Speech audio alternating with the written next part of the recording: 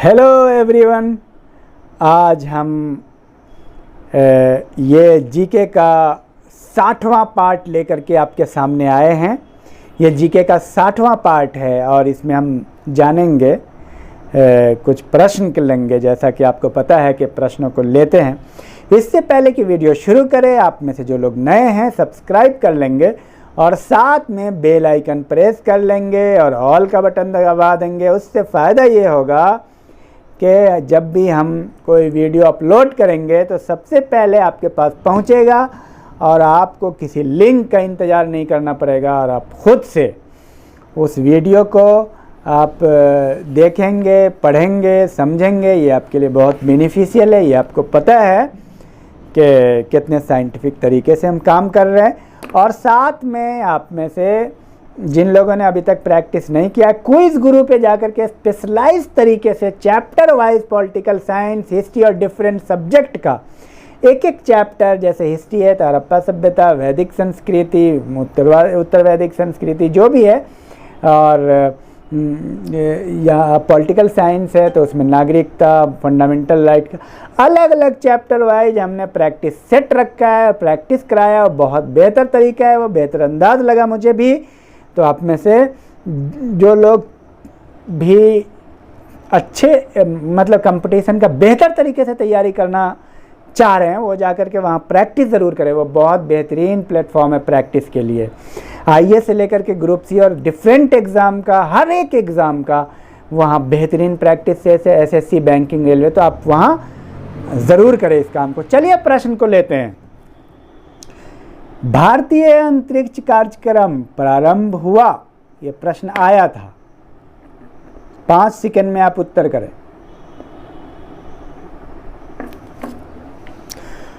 उन्नीस 1962 में भारतीय अंतरिक्ष कार्यक्रम प्रारंभ हुआ और ग्रुप सी का प्रश्न है 1962 में। और चलिए कुछ तथ्य जान लेते हैं। 1962 में डॉक्टर विक्रम साराभाई की अध्यक्षता में किया गया था ये, जिन्हें भारतीय अंतरिक्ष कार्यक्रम का जनक कहा जाता है। तो भारतीय अंतरिक्ष कार्यक्रम का जनक कौन है? डॉक्टर विक्रम साराभाई। और आपको ये बता, जब भी आपसे प्रश्न किया जाए, और इसमें एक प्रोग्राम 5 सेकंड का है, उत्तर आप 5 सेकंड में कमेंट बॉक्स में ज़रूर कर लिया करें। साथ में उन तीनों का जो प्रश्न करना है वो तो बाद की बात है, लास्ट में, लेकिन इनका उत्तर भी आप कंटिन्यू करते रहें। तो चलिए हम शुरू करते हैं। इसरो, ISRO का फुल फॉर्म लिखिए कमेंट बॉक्स में, बताइए 5 सेकंड में। Indian space research organisation. और नेक्स्ट, इसरो की स्थापना। आप जब कॉपी में लिखेंगे इसरो की स्थापना लिखेंगे और मैं आपसे प्रश्नवाचक में पूछूंगा इसरो की स्थापना कब हुई। उत्तर करें 5 सेकंड में।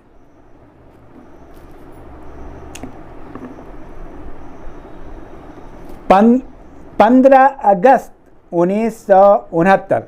तो इसरो की स्थापना, Indian space research organisation, ISRO की स्थापना 15 अगस्त 1969 को हुई थी।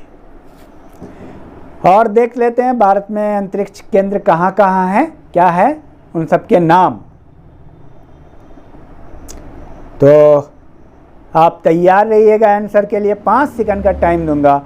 विक्रम साराभाई अंतरिक्ष केंद्र कहाँ है? 5 सेकंड।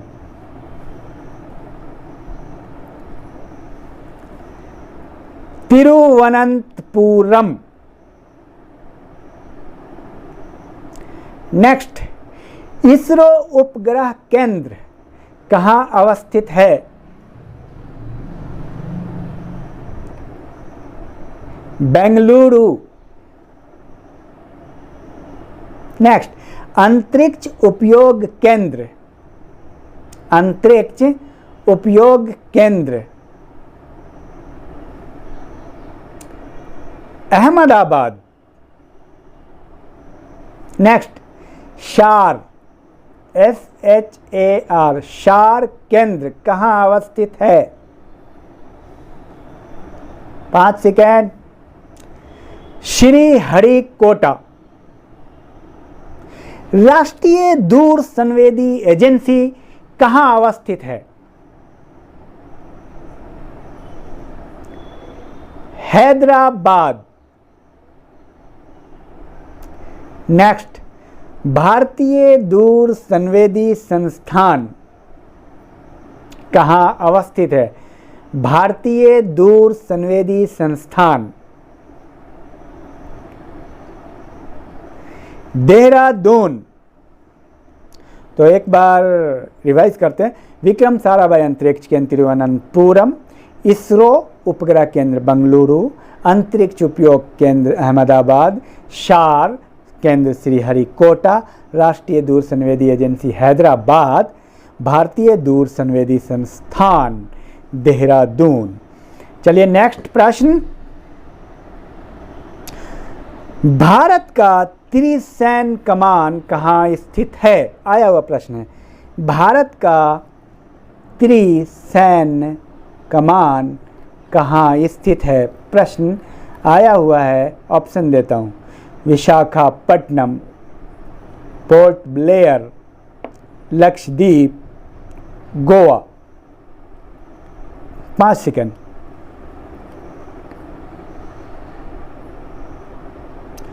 Port Blair. इसकी स्थापना कब हुई? भारत का त्रिसैन्य कमान पोर्ट ब्लेयर में है। इसकी स्थापना कब हुई? ये कब सृजन किया गया? बताएं 5 सेकंड में। बेहतरीन सवाल है ये। 2001।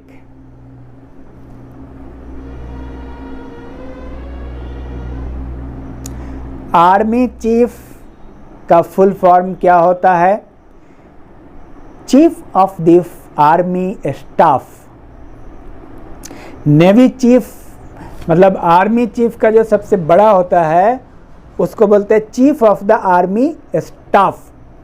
और नेवी चीफ को क्या बोलते हैं? Admiral. Chief of the naval staff admiral. और एयरफोर्स के चीफ को क्या बोलते हैं? सॉरी, एयरफोर्स के चीफ को क्या बोलते हैं? Air chief marshal. Chief of the air staff. फिर से एक बार सुन लीजिए। Army chief, chief of the army staff, navy chief admiral या chief of the naval staff. Air force chief को क्या बोलते हैं? Air chief marshal, chief of the air staff. तो ये रहा आपका। अब हम प्रश्न लेंगे 3 प्रश्न। जैसा कि हम 3 प्रश्न लेते हैं, तो पहला प्रश्न, चूंकि आप जानते हैं सबसे महत्वपूर्ण प्रश्न लेते हैं, जो आमतौर पे ये जो 3 प्रश्न है ये आने की संभावना एग्जाम में काफ़ी है, इसलिए मैं इन 3 प्रश्नों को डालता हूं। अकबर का पूरा नाम क्या था?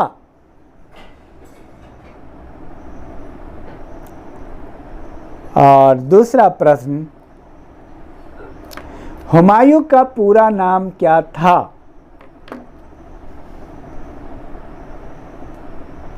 तीसरा प्रश्न, भारत की सबसे अधिक सीमा किस देश से लगी हुई है